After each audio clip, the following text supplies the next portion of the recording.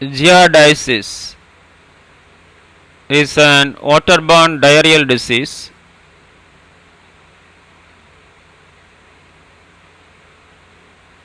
Look at this picture, shows that intestinal infections and life cycle of Giardia labelia parasites. Look at this detail going on. Introduction. Giardiasis is a common intestinal infection caused by the protozoan parasite Giardia labelia, also known as Giardia intestinalis or Giardia duodenalis.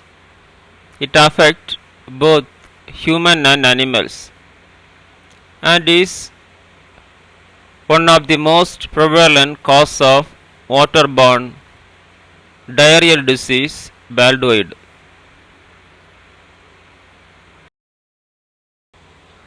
Definition.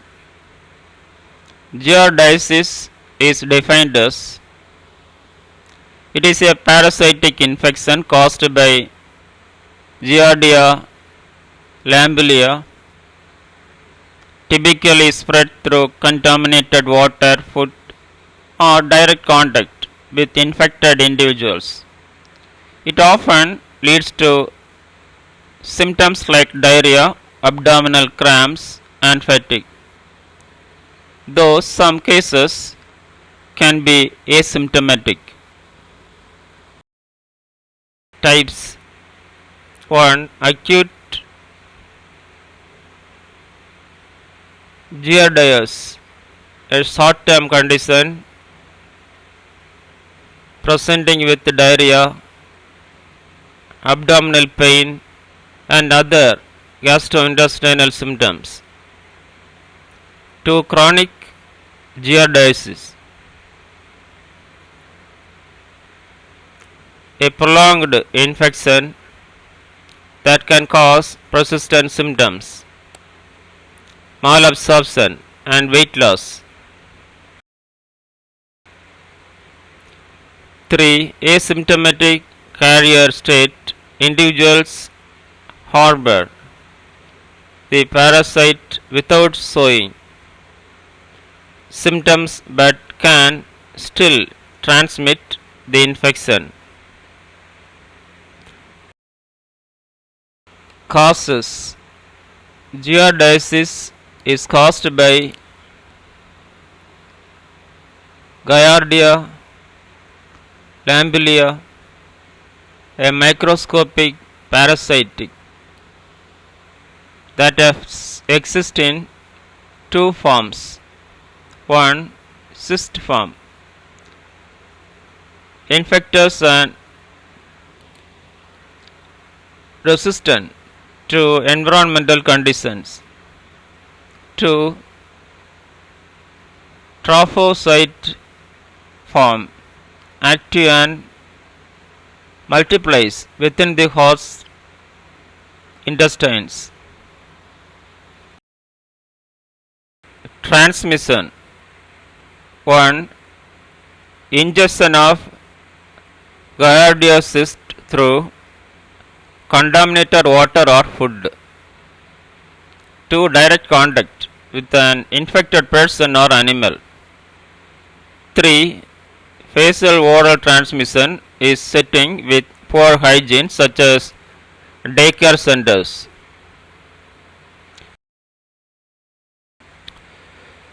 Risk factors.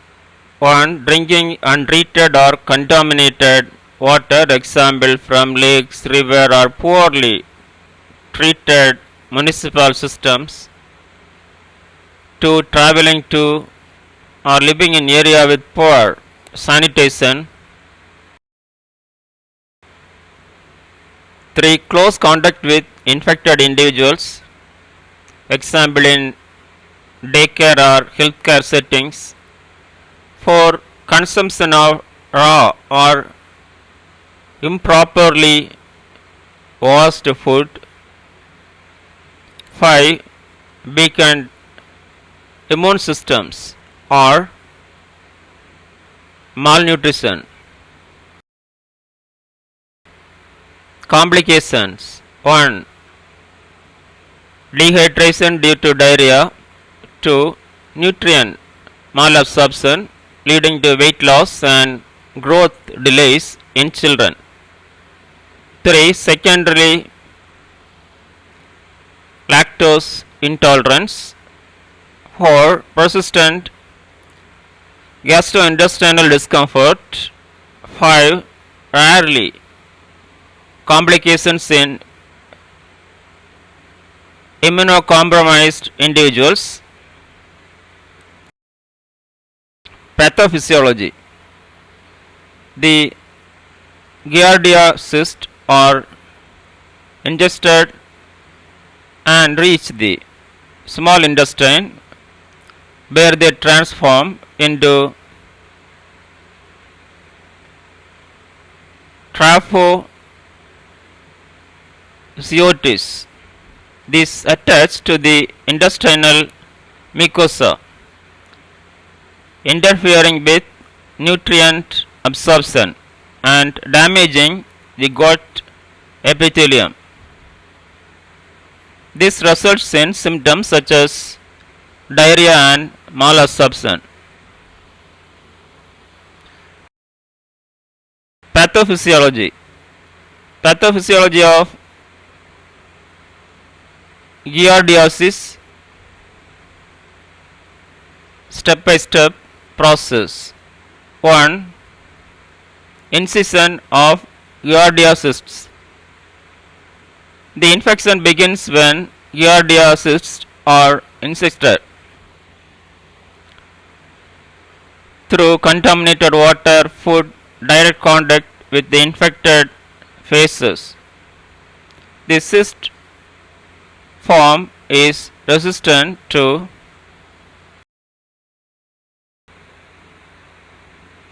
environmental conditions, allowing it to survive outside a host for extending periods. 2. Excitation in the stomach and small intestine. In the stomach, the acidic environment triggers the excitation process. Transformation from cyst to trophozoite.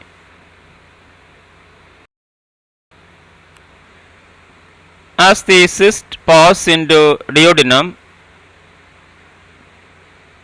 the alkaline pH and digestive enzyme activate the release of trophocytes. 3. Attachment of trophocytes to intestinal epithelium. Trophocytes attach to the brush border of the epithelial cells in the small intestine using a ventral adhesive disc. This attachment does not typically invade the mucosa but disturbs normal cellular function and nutrient absorption. 4. Impairment of intestinal absorption. The physical presence of trophocytes coupled with their metabolic activities leads to A. Lack of bilious architecture. B. Reduction in enzymatic activity at the brush border. C. Impaired absorption of carbohydrates, fats and vitamins, especially fat-soluble vitamins. These changes result in osmotic diarrhea due to unabsorbed nutrients and water retention in the lumen.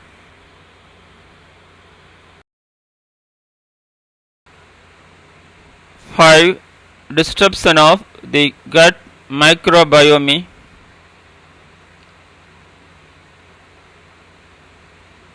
Giardia infections alter the normal gut microbiota, reducing beneficial bacterial populations and promoting dysbiosis, which exacerbates gastrointestinal symptoms. 6. Immune response activation. The host immune system responds by producing antibodies, especially circulatory IgA, to neutralize the trophocytes. Inflammatory mediators and cytokines are released, leading to localized inflammation.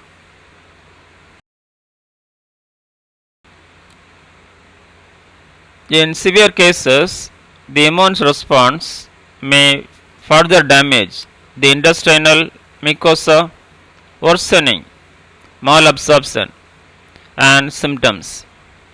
7.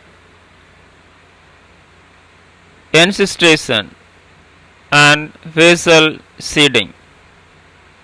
Some trophocytes encyst in the colon due to exposure to bile salts and changes in pH.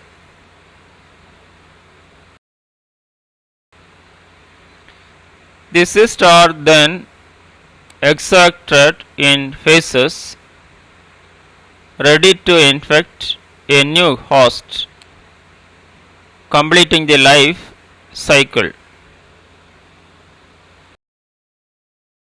Signs and symptoms. 1. Diarrhea, often greasy,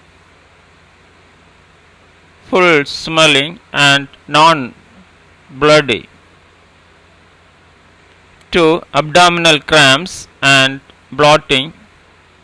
3. Nausea and vomiting. 4. Fatigue and weakness.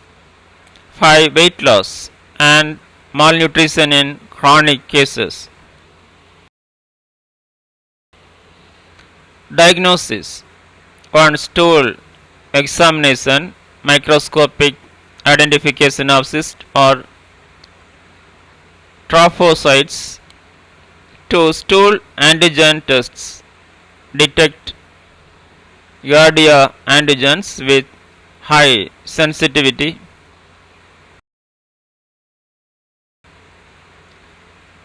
3. Molecular testing PCR confirms diagnosis and deformities strains. 4. Duodenal absorption or biopsy, rarely performed but can identify trophocytes. Nursing diagnosis. 1. Risk for dehydration related to diarrhea and fluid loss. 2. Imbalanced nutrition, less than body requirements due to malabsorption. 3. Risk for infection transmission related to poor hygiene. 4. Fatigue related to altered nutritional status and illness. Management, medical management. 1. anti-parasite medications, metronidazole, tinidazole, nitazoxanide,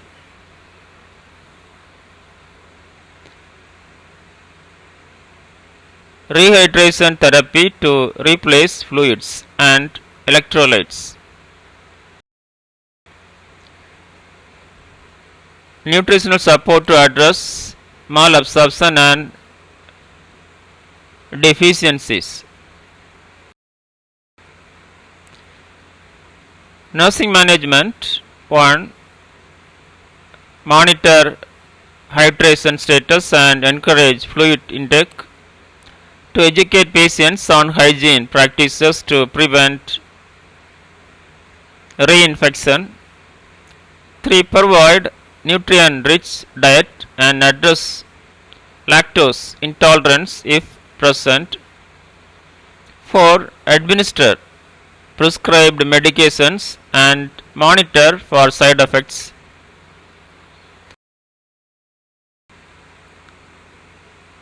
A. Anti-parasitic medications. 1. Metronidazole, the most commonly used medication, effective but may cause side effects like nausea and metallic taste. 2. Tinidazole, a single dose alternative with similar efficiency and fewer side effects. 3. Nitrososanide, a broad spectrum anti-parasitic agent often used for children and those intolerant to metronidazole. B. Fluid and electrolyte replacement.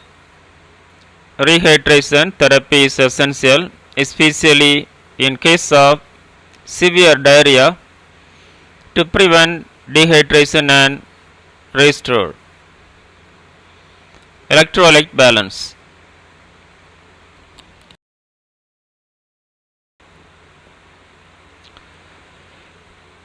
To oral rehydration solution ORS or intravenous fluid may be used depending on severity. C. Nutritional support. Address malabsorption issues by providing a balanced diet. 2. Temporary elimination of lactose containing foods may be needed.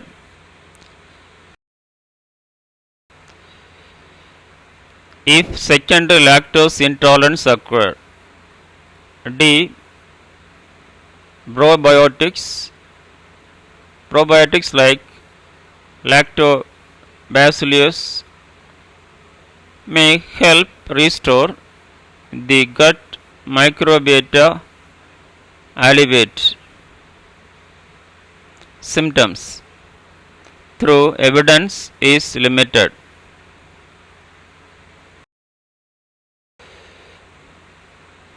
E. Symptomatic management on anti-diarrheal agents, example loperamide, can be used courteously in mild cases to manage symptoms, but are typically avoided in severe infections. 2. Antiemetics like ordinosidrone may help control nausea.